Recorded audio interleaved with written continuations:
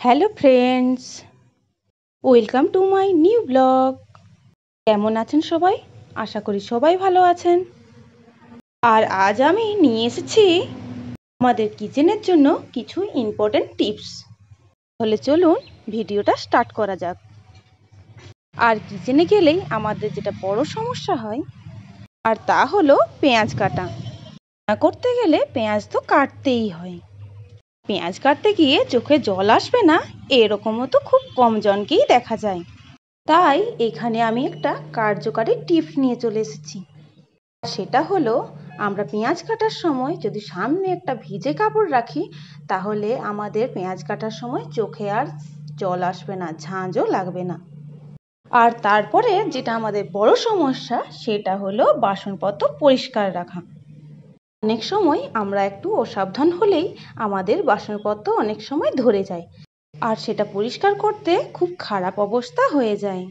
আর এখানে টিপস হলো, আমরা যদি ধরে যাওয়া কড়াই গরম জল নিয়ে ফুটিয়ে নিই তাহলে খুব সহজেই তা ছেড়ে যায়। তারপর একটু সাবান দিয়ে মেজে দিলেই কড়াই আবার আগের মতো পরিষ্কার হয়ে যায়। এবারে টিপসটা তো আরও দরকারি। অনেক সময় আমরা কড়াইয়ে মাছ দিলে মাছটা ভাজতে গিয়ে মাছ উল্টানো যায় না, কড়াইয়ের সঙ্গে চিটিয়ে রয়ে যায়। এখানে টিপস হলো, মাছ তেলে দেওয়ার পরে যদি কড়াইয়ে মাছ চিটিয়ে রয়ে যায় তাহলে কড়াইটা একটু নিচে নামিয়ে রাখতে হবে এবং তেলটা ঠান্ডা হয়ে গেলে তখন দেখা যাবে সহজেই মাছ তোলা যাচ্ছে। তখন আর মাছ ভেঙে যাওয়ার কোনো ভয় থাকবে না।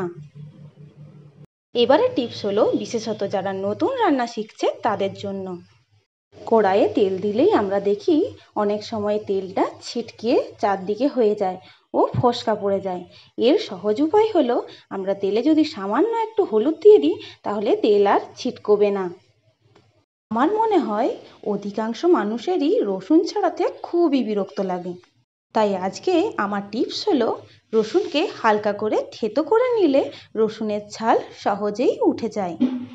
আর আমার পরের টিপস হলো, যেটা আমাদের রান্নাঘরে সব সময় দরকার হয়, সেটা হলো গ্যাস সিলিন্ডার।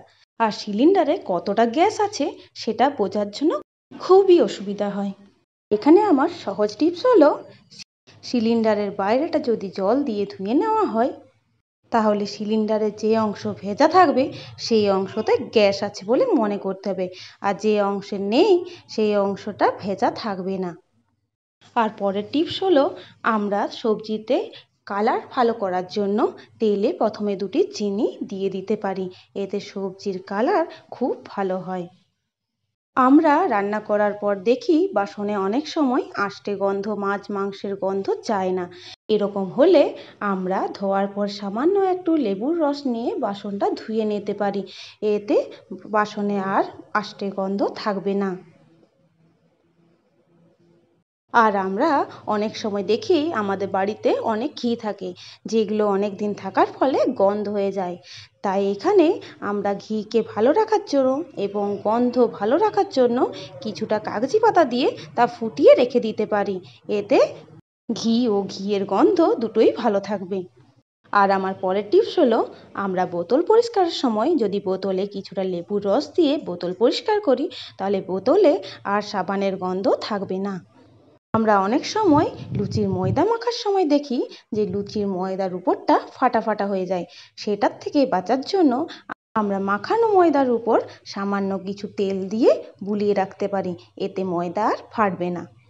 আমার পরবর্তী টিপস হলো শুকনো আলু, যেটা আমাদের বাড়িতে অনেক দিন থাকলে তা সিদ্ধ করে ছাড়ানো খুব মুশকিল হয়ে পড়ে।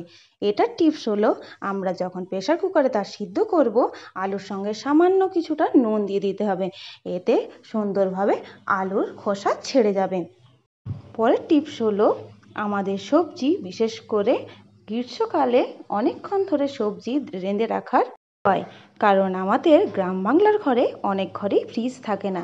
তাই অনেকক্ষণ ধরে খাবার রেঁধে রাখার উপায় হলো, খাবার যদি সামান্য তেজপাতা ও লং দারচিনি দিয়ে রান্না করা যায় তবে রান্না অনেকক্ষণ ভালো থাকে। আর আমার পরবর্তী টিপস হলো মাছের আঁশ ছাড়ানো। আমাদের বাড়িতে কেউ কোনো আত্মীয় স্বজন এলে অনেক মাছ হলে তার আঁশ ছাড়ানো খুবই অসুবিধাজনক হয়ে পড়ে। আমরা যদি একটা চামচ দিয়ে মাছের আঁশ ছাড়াই তাহলে খুবই সহজে মাছের আঁশ ছেড়ে যায়।